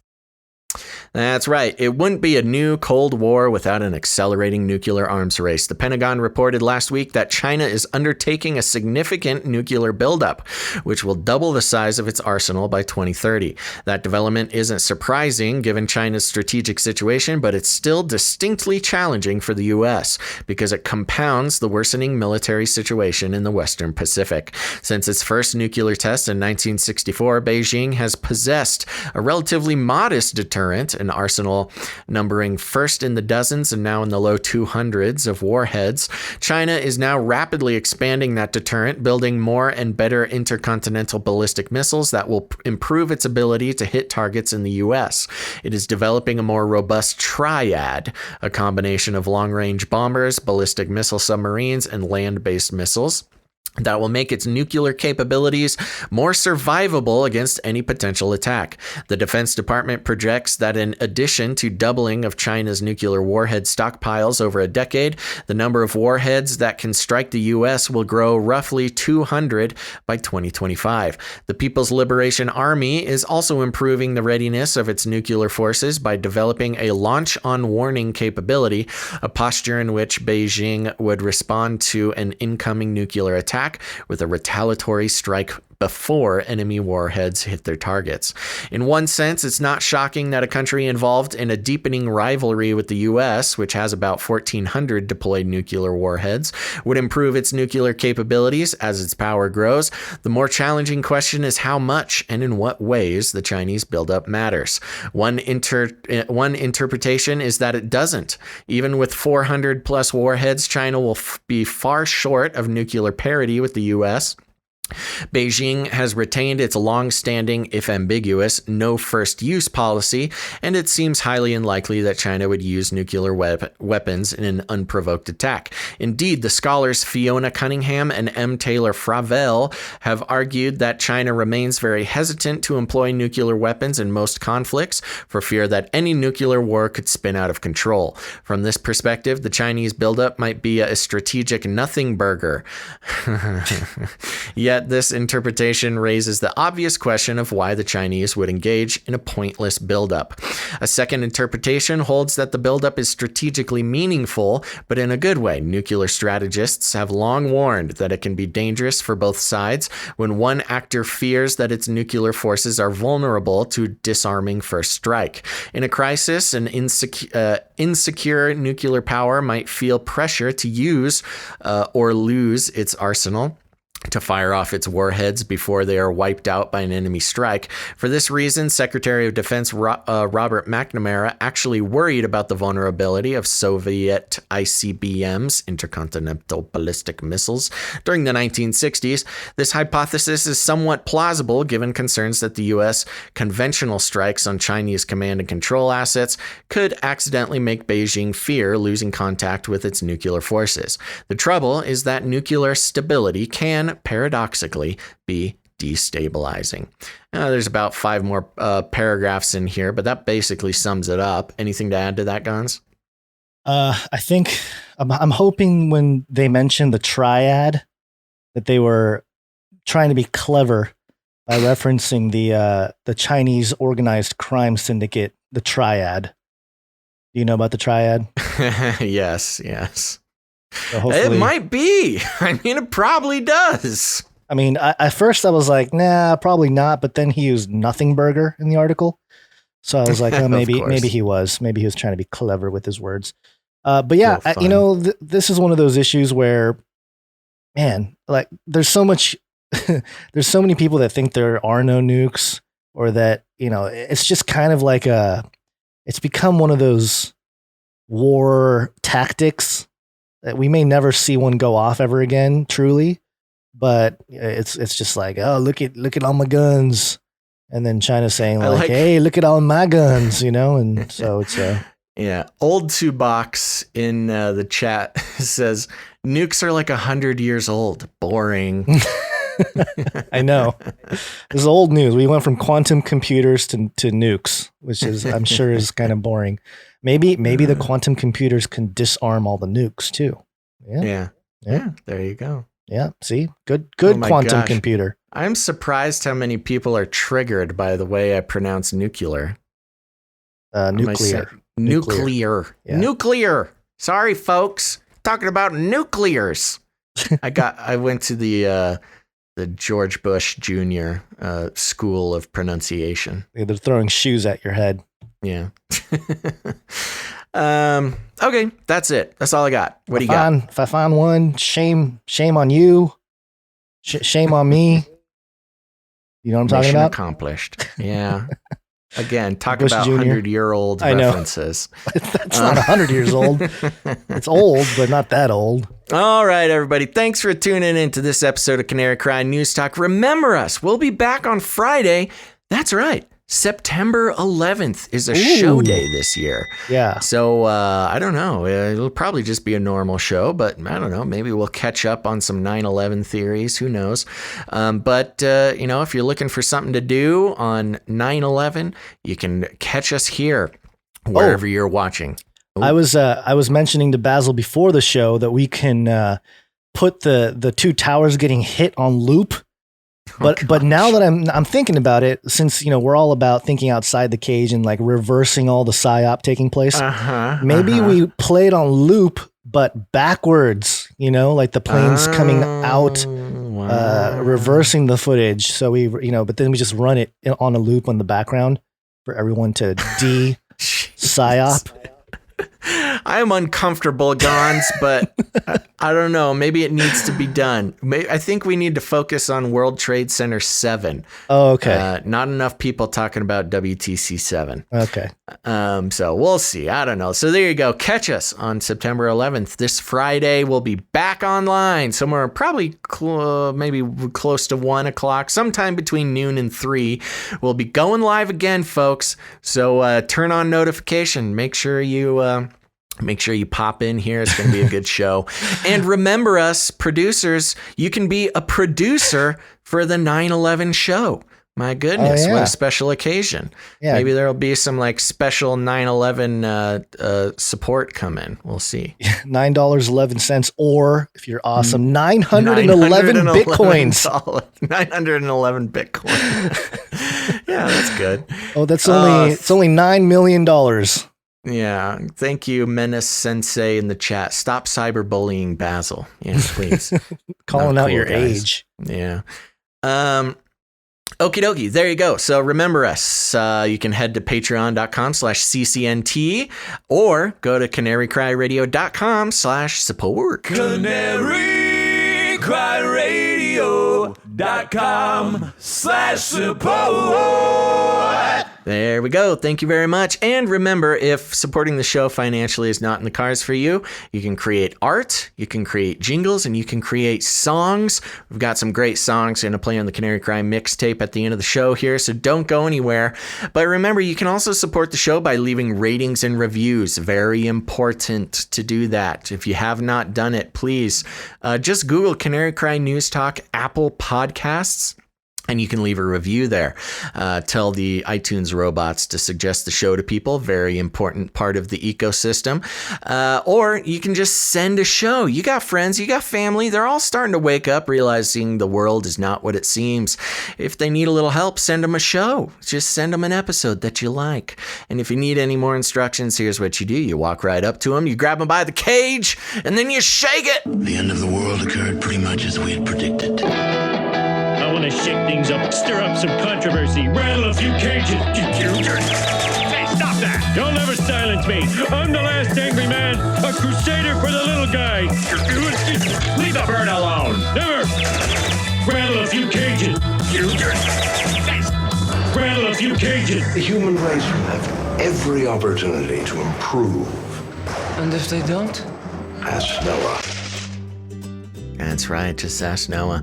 All right, everybody, thank you so much for listening to this episode of Canary Cry News Talk. Make sure to tune in next time, but until then, think outside the cage.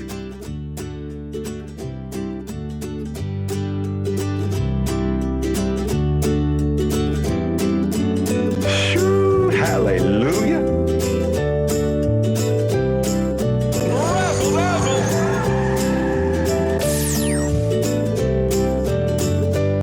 We should invite fewer people to be born. I'll keep you warm and safe in my people's zoo. You can't handle the truth!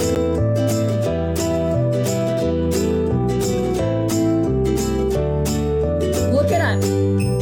Aliens. Look it up. Aliens. It will kill.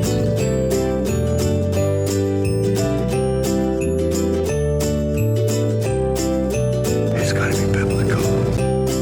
I tried to tell you! Called it.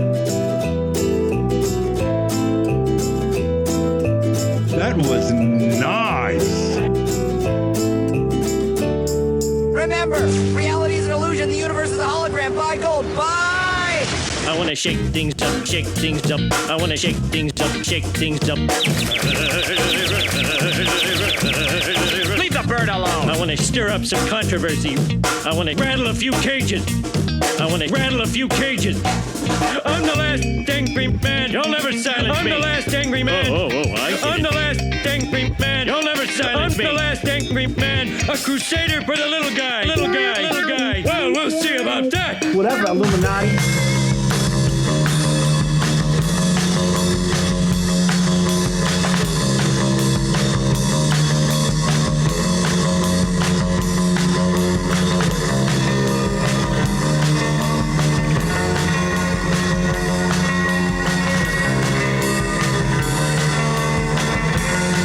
Can't deal with it right now, Basil. There's nothing to watch on my color TV. None of the snooze is what I want to see. I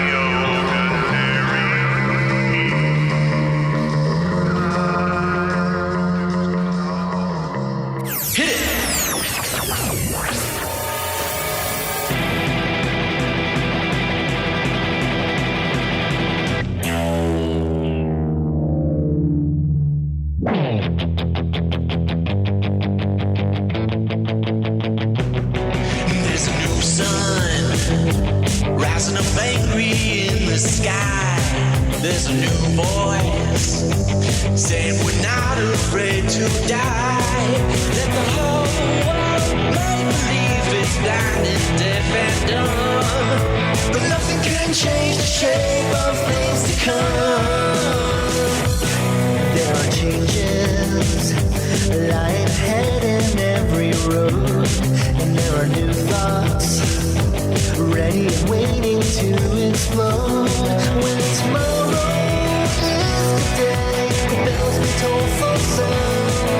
But nothing can change the shape of things to come. I am Dr. Future with host Basil and Gonz at Canary Cry Radio, and I invite you to join us as together we experience a future quake. Crowding out all realities. There's revolution sweeping in like a fresh new breeze. Let the old world make believe it's blind and deaf and dumb. But nothing can change the shape of things. Nothing can change the shape of things. Nothing can change the shape of things. Nothing can change the shape of things to come. In the future, humans will be confined in a people's zoo. People, I'll keep you safe and warm in my people's zoo. I'll keep you safe and warm now in my people's zoo. You, yeah, you in my people's zoo. I'll keep the cameras on.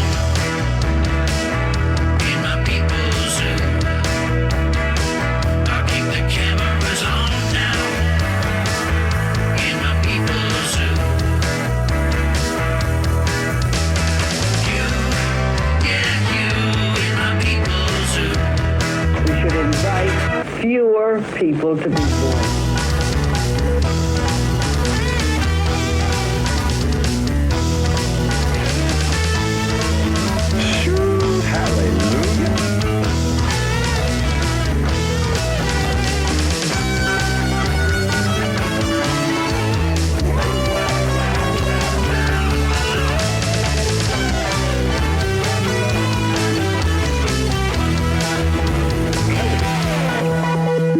You're fat and sassy in my people's zoo. I'll make you fat and sassy in my people's zoo. You, yeah, you. You, yeah, you. You, yeah, you. In my people's zoo. Aliens. I'll keep you warm and safe in my people's zoo.